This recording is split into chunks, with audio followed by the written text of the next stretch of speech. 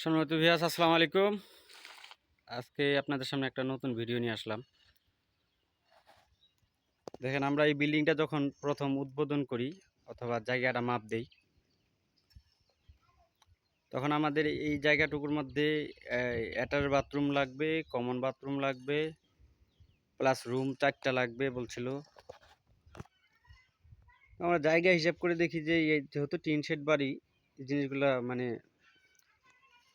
মানে মিটাইতে অনেক কষ্ট হয়, জায়গাগুলো প্রসেসিং করতে অনেক কষ্ট হয়, এটা বনে না।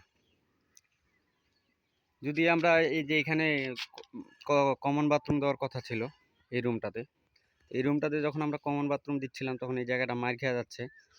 আর টিনের ছাউনিটা অবশ্যই এক লেভেল করা যাচ্ছে না, এক টিন করা যাচ্ছে না। তো পরবর্তীতে আমি একটা আলাদা টেকনিক অবলম্বন করলাম, ছোট্ট একটা।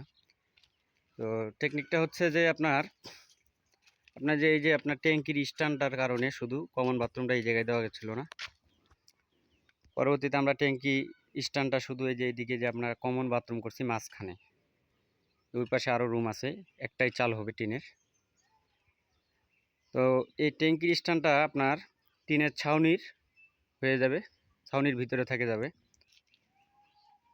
তো অনেকে প্রশ্ন করতে পারেন যে টিনের পানি এটা দিয়ে চুয়াবে নাকি। তো অবশ্য পানি চুয়াবে না, এটা আমরা টিনের উপরে সিমেন্ট দিয়ে লিকগুলো মারি দিব। আর হচ্ছে যে তারপরেও যেহেতু আমাদের যে স্ল্যাবটা আছে 3 ফিট, অবশ্যই 1.5 ফিট দূরে পানি পড়বে, আশা করি সমস্যা হওয়ার কথা না। আর এরকম কাজ আমরা আর করছি, কয়েকটা অভিজ্ঞতা আছে। সেই ক্ষেত্রে আমরা এই ট্যাঙ্কির স্ট্যান্ডটা এখানে করছি।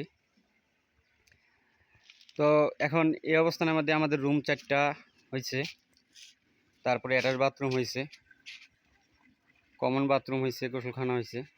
যদি আমরা এটা না করতাম তাহলে অবশ্য আমাদের এই কাজটা হইতো না, একটা বাথরুম হইতো না, একটা রুম হইতো না।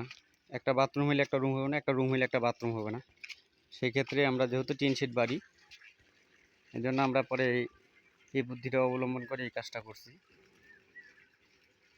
তো আপনারা এই ভিডিওটাকে লাইক কমেন্ট শেয়ার করে ফলো দিয়ে পাশে থাকবেন, যদি আমি আপনাদেরকে আরও নতুন নতুন ভিডিও দিতে পারি। সকলকে অসংখ্য ধন্যবাদ। আসসালামু আলাইকুম।